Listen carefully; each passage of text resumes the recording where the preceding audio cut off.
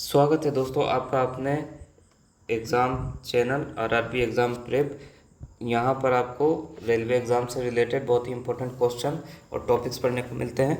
तो हम बात करते हैं आज के इस टॉपिक पर। आज का वीडियो होने वाला है इन्वायरमेंट एंड इकोलॉजी से। इन्वायरमेंट एंड इकोलॉजी चैप्टर से होने वाला है, जो कि इन्वायरमेंट सब्जेक्ट का एक पार्ट है। तो देखिए यहाँ पर बहुत ही इंपॉर्टेंट क्वेश्चन है जो कि प्रीवियस ईयर एग्जाम्स में आए हुए हैं, पूछे गए हैं पहले ही भी। तो ये फिर से रिपीट भी हो सकते हैं और इस टाइप के क्वेश्चन भी आ सकते हैं। तो जल्दी से शुरू करते हैं। पहला क्वेश्चन देखिए, national environmental engineering research institute is situated in. National environmental engineering research institute कहाँ पर स्थित है, इसके बारे में आपको बताना है। तो इसका जो सही उत्तर होगा वो होगा नागपुर। ये नागपुर महाराष्ट्र में स्थित है दोस्तों। देहरादून नहीं आएगा, न्यू दिल्ली नहीं, जबलपुर नहीं, जयपुर नहीं, नागपुर इसका सही उत्तर होगा। अगला क्वेश्चन देखते हैं। यह है चिपको मोमेंट बिगन इन। चिपको आंदोलन कहाँ शुरुआत हुआ था, इसके बारे में बात की गई है। तो चिपको आंदोलन की शुरुआत कब हुई थी और कहाँ हुई थी उसके बारे में बताना है यहाँ पर। तो ये क्या पंजाब में हुआ था दोस्तों चिपको आंदोलन?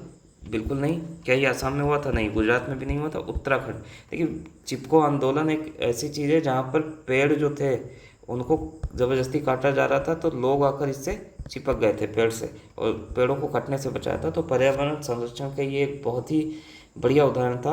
अब देखिए इसका उत्तर आप ऐसे भी लगा सकते हैं कि सबसे ज़्यादा जो पेड़ पौधे और जंगल पाए जाते हैं उत्तराखंड के आसपास ज़्यादा हरियाली होती। तो उत्तराखंड इसका सही उत्तर है। यहीं पर इस टाइप के आंदोलन पहले हुए थे और ये बहुत ही फेमस आंदोलन है चिपको मूवमेंट।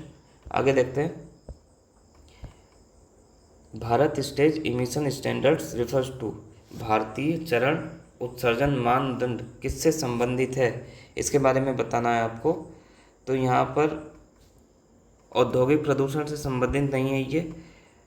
व्हीकुलर पोल्यूशन वाहन उत्सर्जन से संबंधित होगा दोस्तों। एग्रीकल्चर पोल्यूशन से भी नहीं होगा, जल प्रदूषण से भी नहीं है। अगला क्वेश्चन देखिए, which ecosystem is known as land of big games. कौन सा पारिस्थितिक तंत्र लैंड ऑफ बिग गेम्स के नाम से जाना जाता है, इसके बारे में बताना है दोस्तों। Which ecosystem known as land of big games. तो इसका सही उत्तर होगा सवाना। प्रेरी, टाइगर, सिल्वास नहीं आएगा, इसका सही उत्तर होगा सवाना। आगे देखिए, mangrove forest in Asia are largely concentrated in. Asia में मैंग्रोव वन मुख्य रूप से किस देश में पाए जाते हैं? तो मैंग्रोव वन जो है, मैंग्रोव के जंगल हैं, वो कहाँ पाए जाते हैं सबसे ज़्यादा? तो वो इंडिया के अंदर पाए जाते हैं दोस्तों। ना ही मलेशिया आएगा, ना इंडोनेशिया, ना ही थाईलैंड।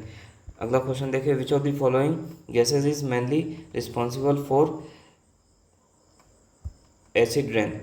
अम्लीय वर्षा के रूप में कौन सी गैस मुख्यतः जिम्मेदार होती है, इसके बारे में आपको बताना है। तो यहाँ पर देखिए, कार्बन डाइऑक्साइड नहीं होगा, मीथेन नहीं होता है, नाइट्रोजन नहीं होता, सल्फर डाइऑक्साइड होता है। सल्फर डाइऑक्साइड की वजह से ये मुख्य जिम्मेदार है, मुख्य कंपोनेंट होता है, मेन कंपोनेंट है, मुख्य घटक है ये एसिड रेन का, अम्लीय वर्षा का। आगे देखिए, the green colour of plant is due to. Plant के अंदर जो ग्रीन कलर है वो किसकी वजह से आता है, इसके बारे में हमें बताना है।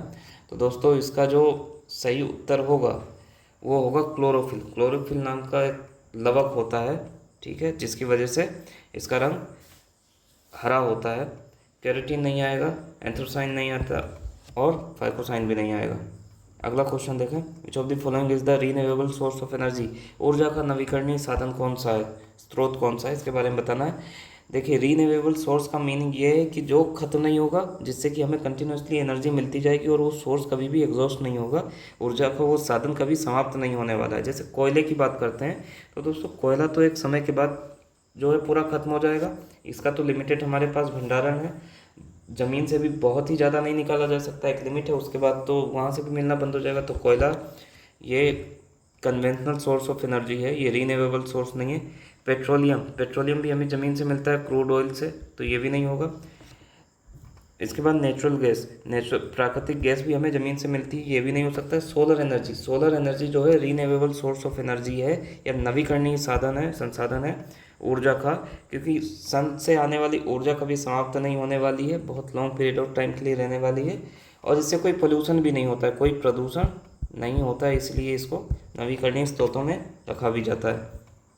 अगला क्वेश्चन देखिए दोस्तों, eutrophication is caused by excess of, eutrophication किस चीज़ की अधिकता के कारण होता है, इसके बारे में बताना है। तो यहाँ पर जो सही उत्तर होगा नाइट्रोजन एंड फॉस्फोरस आएगा, ऑक्सीजन नहीं है, कार्बन नहीं है, सल्फर डाइऑक्साइड नहीं है, हमारा सही उत्तर ऑप्शन ए हो जाएगा। अगला क्वेश्चन देखें, तो Chipko movement was primarily related to, फिर से देखिए क्वेश्चन आता है, चिपको मूवमेंट बहुत ही इंपॉर्टेंट है, ये किससे रिलेटेड है इसके बारे में पूछा गया है। तो क्या चिपको आंदोलन में मृदा संरक्षण किया गया था, सॉइल का कंजर्वेशन, जी नहीं। क्या यहाँ जल को बचाया गया था, वाटर कंजर्वेशन, बिल्कुल नहीं। वन्य जीव संरक्षण के लिए था, वाइल्ड लाइफ कंजर्वेशन, नहीं, ये था वन संरक्षण, फॉरेस्ट कंजर्वेशन। तो ये हुए दोस्तों आज के हमारे ये क्वेश्चन।